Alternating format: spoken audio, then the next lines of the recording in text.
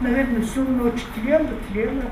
С тех пор, как у Розы Гандаровой сгорел дом, одинокой бабушке приходится ютиться в крошечном ветхом доме, в котором отсутствуют элементарные удобства, в том числе горячая вода и даже мебель, рассказывает жительница Сунжи. В прошлом году Роза уже обращалась в городскую администрацию с просьбой расчистить ее земельный участок от обломков сгоревшего дома. Тогда ее обращение не осталось без ответа, и территория была приведена в порядок. Поэтому сегодня Роза надеется быть услышанной. Бабушка просит выделить ей хотя бы вагончик, где тепло и не сыро.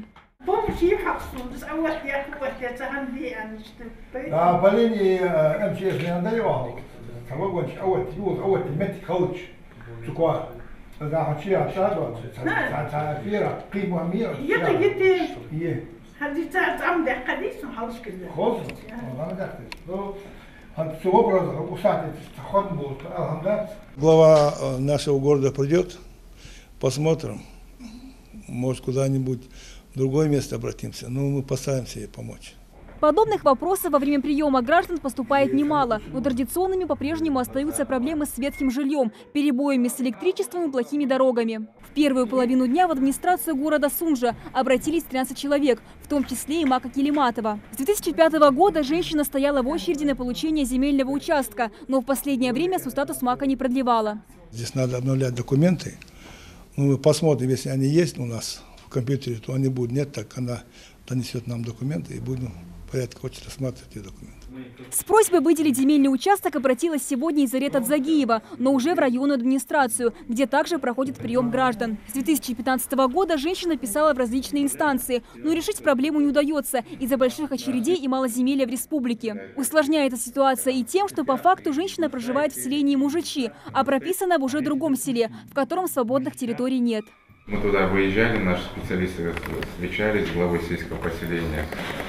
Тогда ему поставили в принципе, задачу изыскать земельный участок на территории сельского поселения Белашки.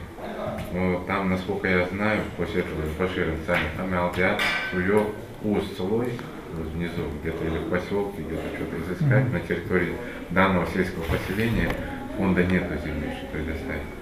Согласие женщины решено было искать участок на территории селения Мужичи, где она фактически и проживает. Это значительно ускорит процесс получения земли. А вот следующая жительница обратилась с просьбой выделить ей средства на лечение. У женщины уже есть соответствующее направление для оказания ей медицинских услуг в Ростове-на-Дону. Для осуществления поездки осталось собрать сумму 50 тысяч рублей. Со слов заявительницы, она уже 2 года назад к нам обращалась.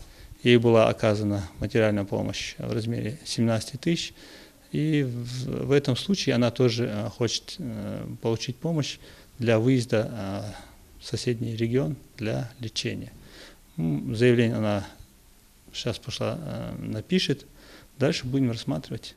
С полудня до 8 вечера министерства и ведомства республики принимали всех желающих в порядке живой очереди. Из документов при себе необходимо было иметь паспорт. Впрочем, чтобы быть услышанным властями, не обязательно ждать единого дня приема граждан. Сделать это можно в любое удобное для вас время, но в соответствии с графиком приема граждан каждого ведомства. Амина Бокова, Рахман Суров, Новости 24.